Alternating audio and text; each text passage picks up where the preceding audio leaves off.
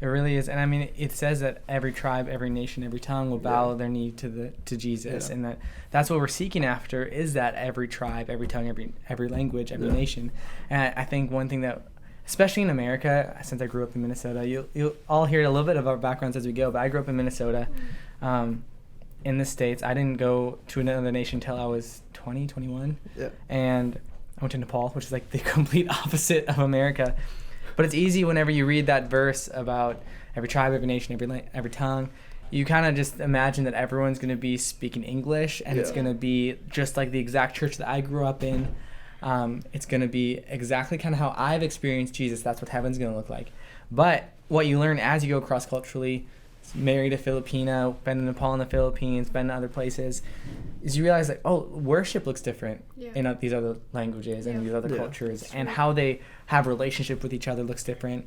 And I think it's really important, especially bouncing off of last week's conversation with qualification, because I think it's super easy, and something that I've done before is that you can be like, oh, I'm qualified and therefore I can do it.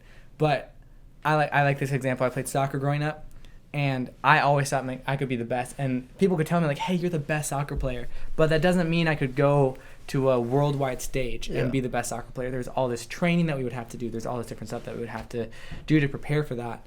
And I think that's part of this conversation is just, there is a practical side to bringing the gospel to other cultures. There is a practical side to bringing the gospel anywhere. Yeah.